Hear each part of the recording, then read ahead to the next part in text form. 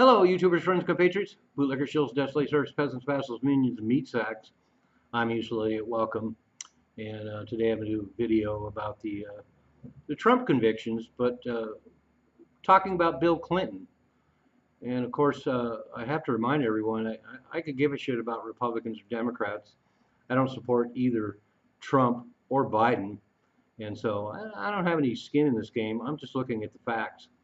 And when you look at the facts, it looks like just about everybody is above the law except for Donald Trump. And of course, the very interesting thing about that is that uh, the case against Trump isn't really about him being above the law. It's about utilizing the law and technicalities to convict him on 34 felony counts. And what I mean by that is that normally hush money paid and written as a legal expense is a misdemeanor and he would be fined. But they tried to tie it into election interference because he paid the hush money during the election cycle. So that's what elevated it to the felony status. And it's really ridiculous. It's really pretty pathetic. And I know there's a lot of viewers out there, maybe not so many of mine, that somehow believe this whole thing. And the system works. This shows that the system works, and they're just parroting what they see in mainstream media and political idiots talking about this whole idea that nobody is above the law. And of course, a more recent example before I get into Bill Clinton is his wife, Hillary Clinton. It's now fully documented that she paid for and wrote off as a legal expense, paid for the Steele dossier, which turned out to be entirely fake. She paid for it. She logged it as a legal expense, and it was an extreme case of election interference. It's during the election cycle. It came out. It damaged Trump, and Hillary Clinton never had to pay any price for that. She should be in jail. In 2020, the DNC was fined by the FEC for lying, and I think she was fined.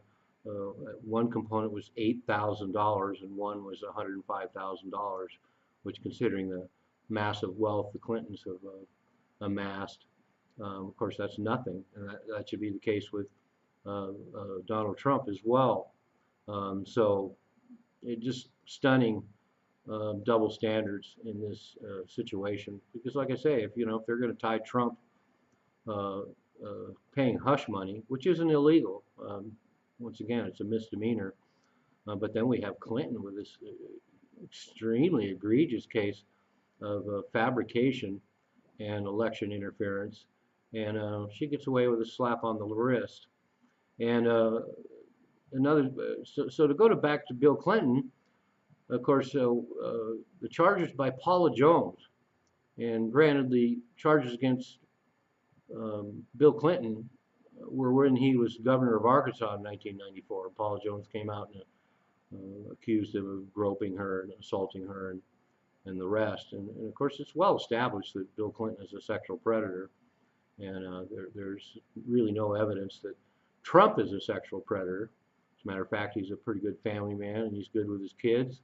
And even the Stormy Daniels case, I mean, she's on record on the Bill Maher show years ago saying it was a consensual thing, and there was no assault and no rape and no sexual predation, just one of those things that happens.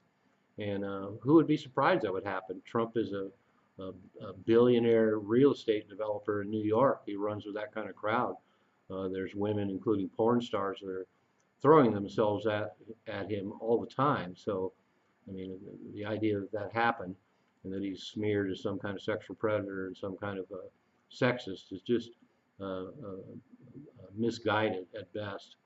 And so the Bill Clinton case in 1998, while he was president, and granted, it doesn't necessarily become election interference in his case because he was sitting president, and the next election wasn't for a couple more years when it happened. But he paid $850,000 to Paula Jones to hush her up, and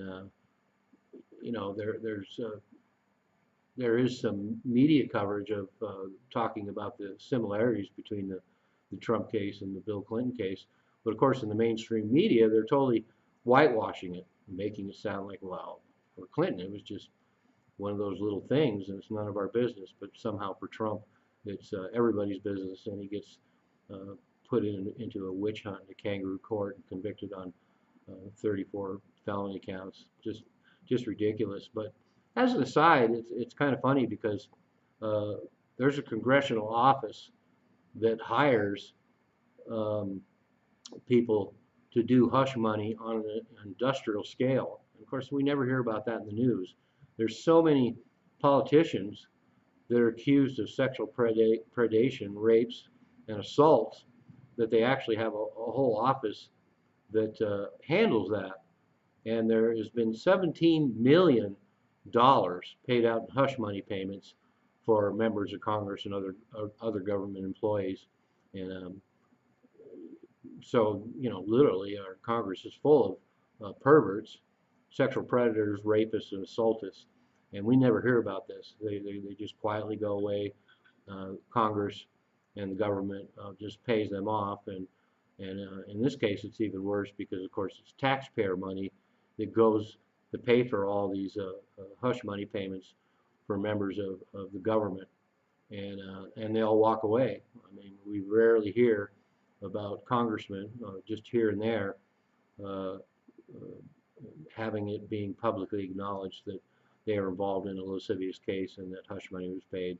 So they all get to walk away, which once again makes this whole Trump case just egregious and outrageous.